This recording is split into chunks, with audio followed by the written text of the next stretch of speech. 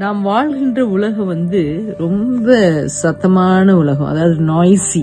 எல்லாருக்குமே ஏதாவது ஒரு கருத்து சொல்லணும். ஒவ்வொரு அவங்களுடைய கருத்துக்களை என்ன செய்யறாங்கன்னா சோசியல் மீடியால பதிவு செய்யறாங்க. சிலருக்கு மேடை கிடைக்கிறது, அதுல நின்னுட்டு பேசுறாங்க. இந்த சத்தத்துல நிறைய பேரு நம்ம என்ன செய்யறோம், பேச விரும்பி கேட்கிறத மறந்துடுறோம்.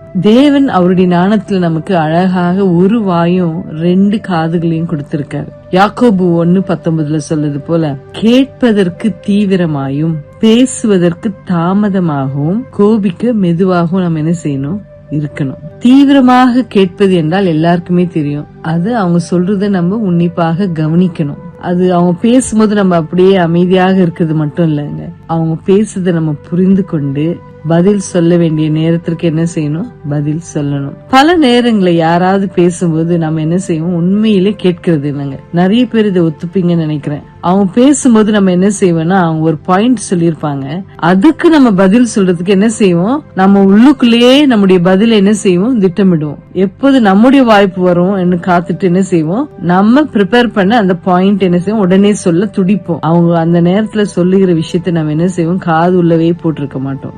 நீதிமொழிகள் 18:13 சொல்லுது, கேட்காமல் பதில் சொல்வது ஒரு மூடத்தனமும் அவமானமும் ஆகும் என்று. நாம் வேகமாக கேட்கும்போது மற்றவர்களை மதிப்புடன் அணுகுகிறோம். நீங்கள் சொல்வது எனக்கு முக்கியம் என்று சொல்லுகிறோம். அது மட்டும் இல்ல, நம்முடைய அகம்பாவத்தை ஒதுக்கி பிறரை முன்னிலைப்படுத்தும் தாழ்மையான மனப்பான்மை தான் மற்றும் பேசும்போது நம்ம துரிதமாய் கேட்பது. இதை நீங்க என்ன செய்யுங்க, மனசுல வச்சுக்கிட்டு இன்னைக்கு யாராவது உங்களிடம் பேச வந்தப்ப நீங்க கேட்காம நீங்க உங்க கருத்தை சொல்லி இருக்கீங்களா? இல்ல சிலர் உங்ககிட்ட பேசணும்னு நினைக்கும் போது எனக்கு நேரம் இல்லை அப்படின்னு ஒதுக்கிட்டீங்களா? நமக்கு சிலரிடம் அன்பு காட்ட முடியலனாலும், சிலருக்கு உதவி செய்ய முடியலனாலும், நம்ம பண்ண வேண்டியது எல்லாம் நம்முடைய செவிகளை என்ன செய்யணும், அவங்களுக்கு கொடுக்கணும். அப்படி நீங்க கொடுக்கும் போது அவங்களுக்கு அது ஒரு பிளெஸிங்கா இருக்கும், உங்களுக்கும் ஒரு பிளெஸிங்கா இருக்கும். இந்த மனசுல வச்சுட்டு சமாதானத்தோட தூங்குங்க. நாளை காலையில எழுந்துக்கும் போது யாராவது உங்களிடம் பேச வரும்போது உங்களுடைய செவியை அவர்களுக்கு கொடுங்க, துரிதமாக